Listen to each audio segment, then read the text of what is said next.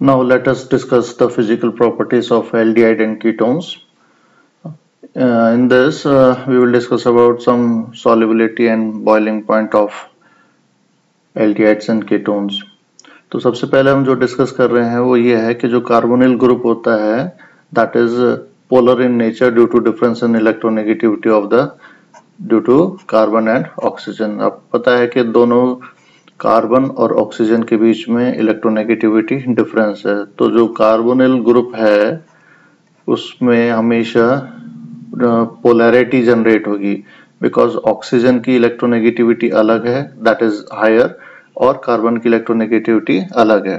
तो इसकी वजह से क्या होगा कि there is a shifting of the electron density over the oxygen atom, so it will get the partially negative charge whereas the carbon will get the partially positive charge. So this bond that is carbonyl group, that is the carbonyl group that is polar in nature, और इसकी वजह से क्या होता है there is a large effect on its property, उस पे काफी जो इसकी प्रॉपर्टीज होती हैं उसके ऊपर सब कुछ इसी पे इसकी पोलैरिटी के ऊपर डिपेंड करता है।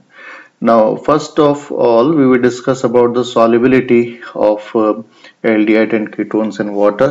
तो अगर हम बात करें तो जो लोअर मेंबर्स हैं अप टू C4 यानी जिनके पास का 4 कार्बन हैं और उससे लोअर मेंबर हैं तो वो क्या है, these are soluble in water, these are all soluble in water, that is due to the formation of intermolecular hydrogen bond with the water।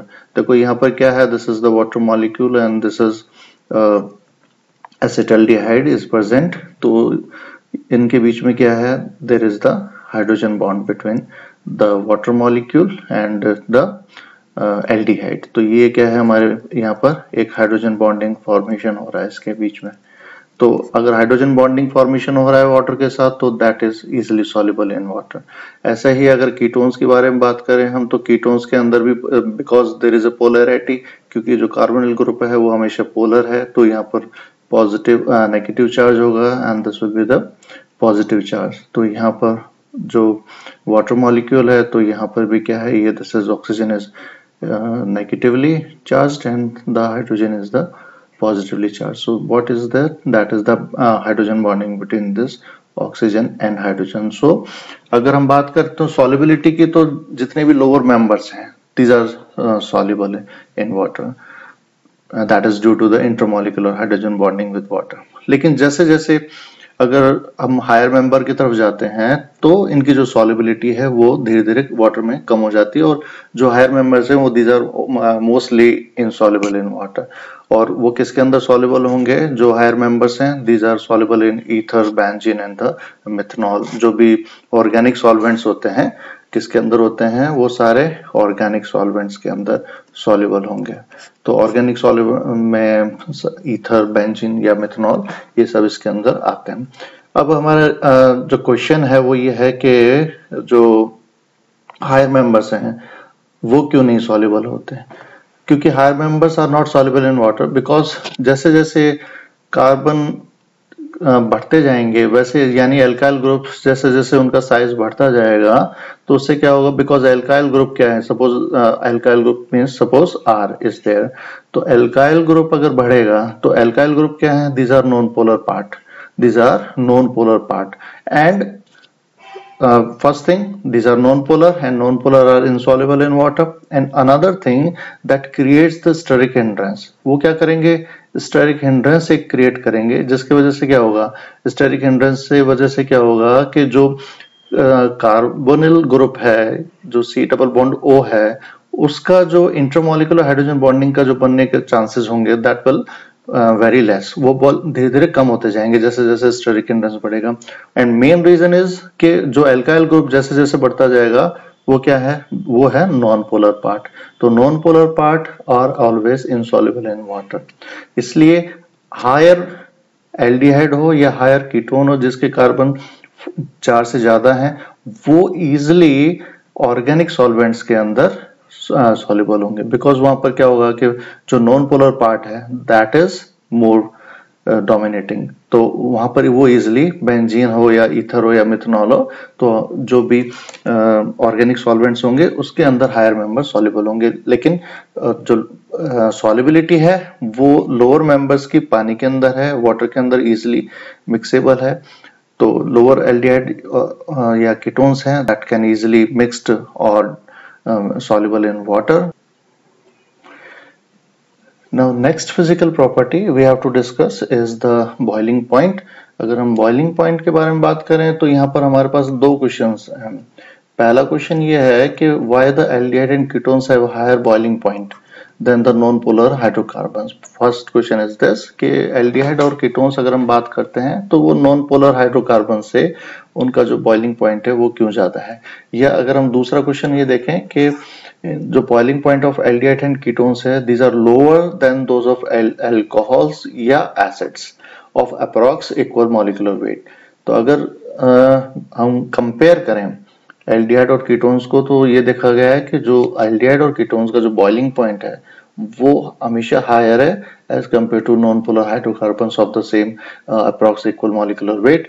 लेकिन एल्डिहाइड और कीटोन्स का बॉइलिंग पॉइंट अल्कोहल या acids अगर हम बात करें अल्कोहल्स लेके या एसिड्स को लेके उनका जिनका अप्रॉक्स इक्वल मॉलिक्यूलर वेट हो तो that boiling point of alcohols and carboxylic acid will be found more as compared to the aldehyde and ketones. So the answer is, the reason for this is that is due to their higher polar nature. तो अगर हमने अभी discuss किया है कि जो carbonyl group है that is polar, तो due to this polarity there is a appreciable intermolecular attraction in aldehyde and ketones. तो यहाँ पर वाटर के बीच में इंट्रैक्शन नहीं है, we are talking about the interaction between the two molecules of aldehyde और ketone. Suppose अगर ये एल्डिहाइड है, ये सपोज ये दीज आर एल्डिहाइड्स और कीटोन, तो इनके बीच में because polarity is there between the carbonyl group, तो क्या होगा कि इनके बीच में एक इंटरमॉलिक्यूलर अट्रैक्शन रहेगा। तो उसके वजह से क्या होगा कि इसमें इनका जो बॉइलिंग पॉइंट है that is higher as compare to the non hydrocarbon, क्योंकि नॉन पोलर हाइड्रोकार्बन्स के अंदर वहां पर इंटरमॉलिक्यूलर फोर्स ऑफ अट्रैक्शन नहीं है, क्योंकि वहां पर कोई पोलैरिटी नहीं है। तो पोलैरिटी नहीं है तो वहां पर क्या होगा, वहां पर इंटरमॉलिक्यूलर अट्रैक्शन वो बहुत ही वीक होगा। तो उसके वजह से क्या होगा, उनका जो बॉइलिंग पॉइंट होगा that is less. Whereas in aldehyde and ketones, due to this polarity present in the carbonyl group, they have some appreciable intermolecular attraction, so उनका जो boiling point होगा that will be more. अब हम बात करें इन्हीं aldehyde और ketones की कि इनका aldehyde और ketones का जो boiling point है वो alcohol और acid से less क्यों होता है। Now for example, अब हमारे पास suppose एक है butanol, so this is the butanol and this is the aldehyde, और अगर हम ब्यूटान की बात करें, बुटानॉन की बात करें, now suppose this is butanol and one is the alcohol, suppose this is the alcohol.